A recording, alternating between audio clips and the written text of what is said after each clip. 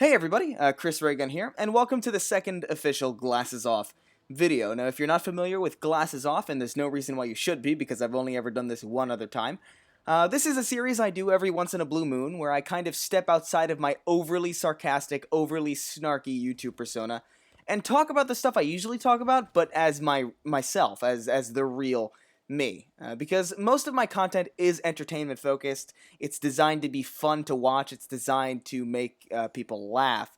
And because of that, that's all fun and that's all well and good. It's all fun. But when you're discussing political or hot button issues, sometimes a nuanced opinion can get lost in the sarcasm. So I think this kind of video is good every once in a while. And if you guys like them, I'll do more of them. So yeah, with that out of the way, let's get to today's topic, and that topic is cultural appropriation. Now, we saw this topic kind of explode into the mainstream after a white student was accosted for wearing dreadlocks at San Francisco State University, which, apparently dreadlocks are a black hairstyle, and white people are not allowed to wear them. Because doing so is cultural appropriation. And more recently with the whole Justin Bieber dreadlock situation, which was the exact same argument, exact same premise. So if you're unfamiliar with cultural appropriation, this is the closest thing to a dictionary definition that I can find. Cultural appropriation is the adoption or use of elements of one culture by members of a different culture. Now, this might just be my opinion, right? And I know based on the feedback to my other cultural appropriation video that I'm not the only one.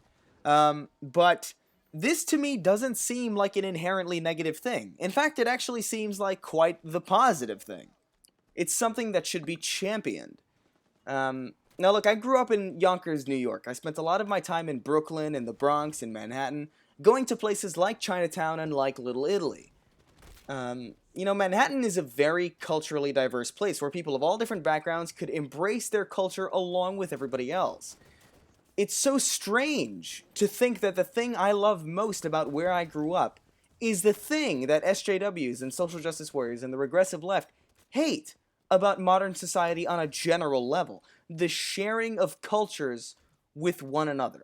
I'm Puerto Rican and part Native American, and most of my family reflects that. We're a very loud, very social, very Puerto Rican family. But of course, people get married. I have some in-laws who are white, who are Asian, and whenever they come to a family get-together or a New Year's party, they're dancing to our Spanish music. They're eating our Spanish food. They're indulging themselves in our culture. They're having empanadas. They're having pernil, our food.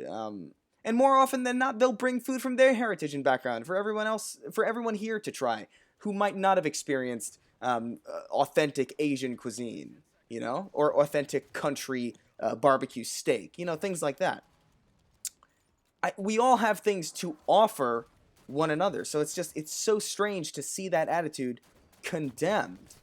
It's so weird for me.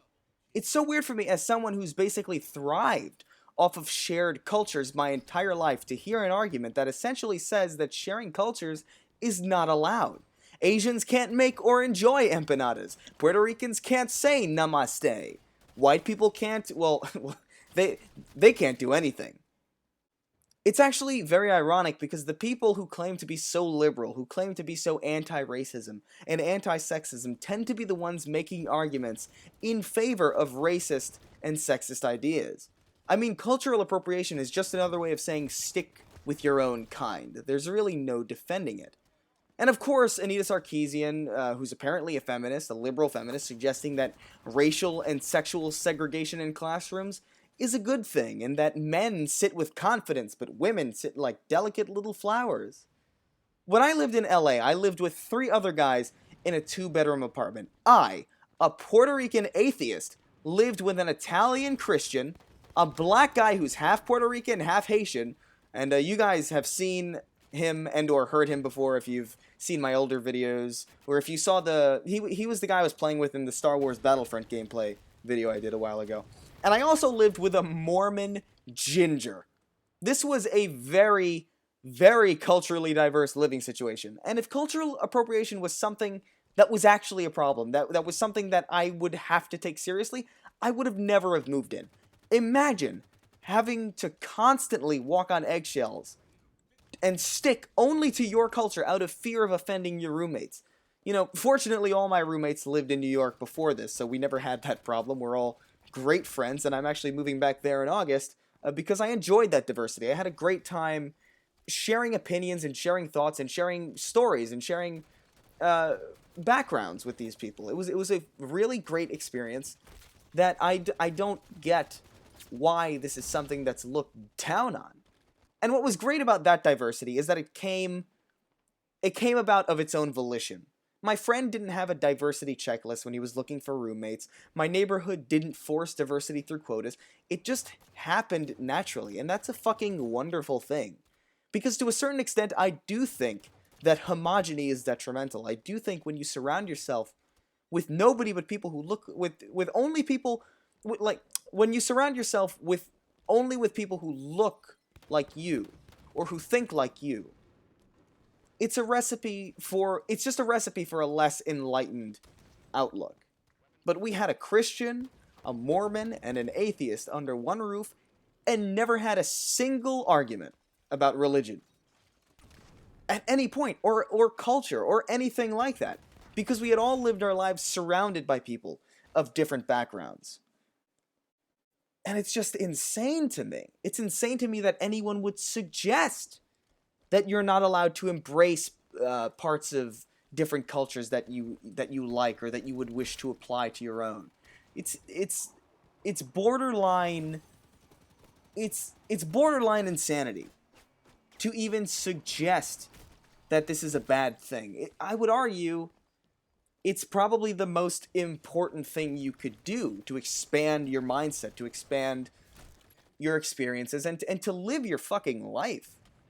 Like, who wants to live in that world? Who wants to live in a world where you can't enjoy other cultures' food, or other cultures' clothing, or other cultures' hairstyles, or other cultures' content? Like, geez, I grew up watching Japanese cartoons. I grew up watching television from the UK. You know? It's insane. And I mean, I guess that's all I have to say about it. This video probably wasn't as thoughtful or as necessary um, as I might have thought it was. I don't know. You tell me how you guys, if you guys liked it. But it's just really something that I wanted to just kind of talk about seriously and not focus, because, you know, focusing on making people laugh or entertaining people does kind of drain you, especially when you just want to come out and say something. And I think these videos are kind of good for that. So let me know how you liked it. And if you guys liked it, I'll do these more often. I don't know what the market is for this kind of video, but yeah. Anyway, that's my thoughts on cultural appropriation. All of my thoughts. So yeah, I'll see you guys next time. Thanks for watching.